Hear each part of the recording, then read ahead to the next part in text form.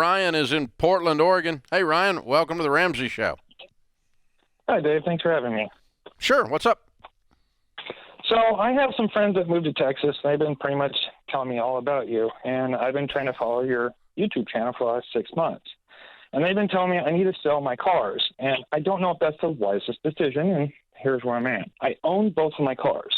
I just got down to owning both of these, but I currently have $17,000 in credit card debt I'm trying to get all down, and I'm about ready to have a $60,000 student loan. What? My wife. Whoa. Stop. You're about to have a $60,000. How do you just grow one of those when you're trying to get out of debt? That's funny. She's in school right now, and she's almost done with school, and that's the reason why I'm going to. Oh, the loan's already there. It's about to come due. Yes. Oh, okay. That makes a lot more sense. Okay. They're telling me I need to sell these cars that I own, which I don't know if it's the smartest decision because now I own them both, and they're telling me I should sell them and try to find something cheaper. Yeah. Are you married? And I'm just kind of curious. I am. So she is your wife. Okay, good. Yes. All right. And how much are the cars worth each? I'd say my truck's probably between 10 and 13, and my wife's SUV is probably between 8 and 10. Okay. And what's your household income? Right now, since she's working part-time, it's about 110. Okay, what will she be making when she graduates and the student loans come due?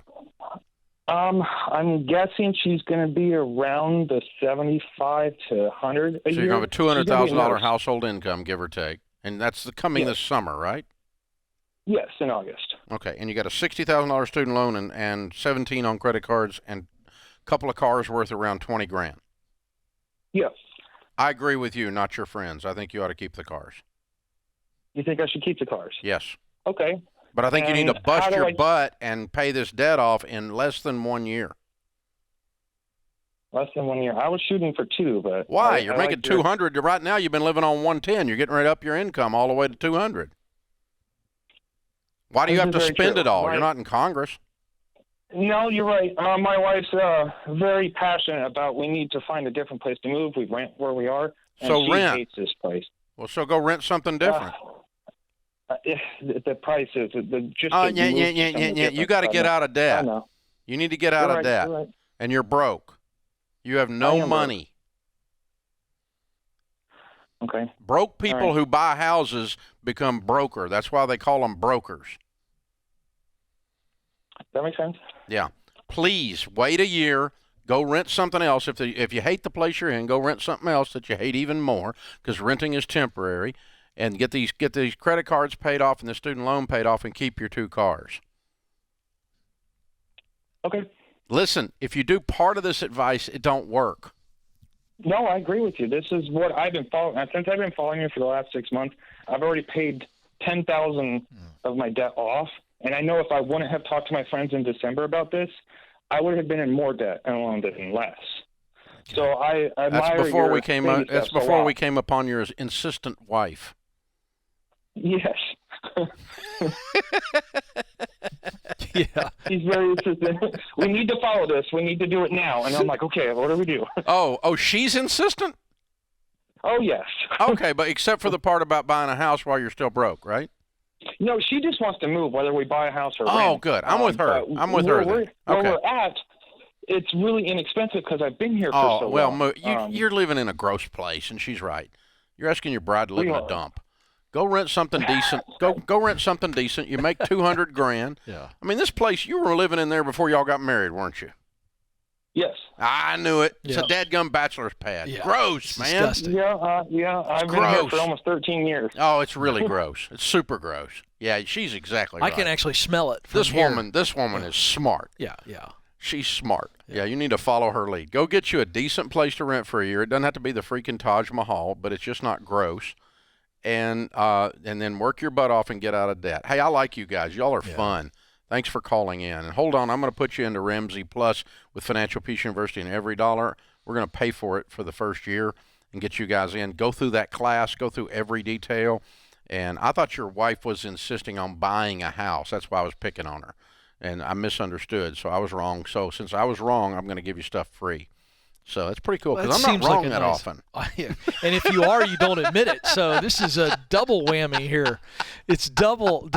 You know, bonanza. Yeah, this is crazy, folks. Somebody marked this day down in history. Quickly. Yeah. You know what I think is fun, Dave, is that the friends who are Ramsey folks We're wrong. said they were wrong, but they at least were aggressive. You know, Yeah, they they're were like, sell your cars. Yeah. These people Sell are your gazelle cars. intense right now. Yeah, they're like. So the rule on selling the cars is, if they're less than half your annual income and you can be debt free in under 2 years, not counting your house, and you like your cars, you keep your cars. That's our rule. Mm-hmm. So the intense Dave Ramsey people were not following the rule. All right. Because he's got 110,000 getting ready to be almost $200,000 income. He's only got $20,000 worth of cars, so they're less than half. And he's only got 60 plus 17, $77,000 in debt, and he could be debt free in a year, especially with her new income kicking in, and even with a higher rent because he gets out of the gross 13-year-old bachelor pad. Ew!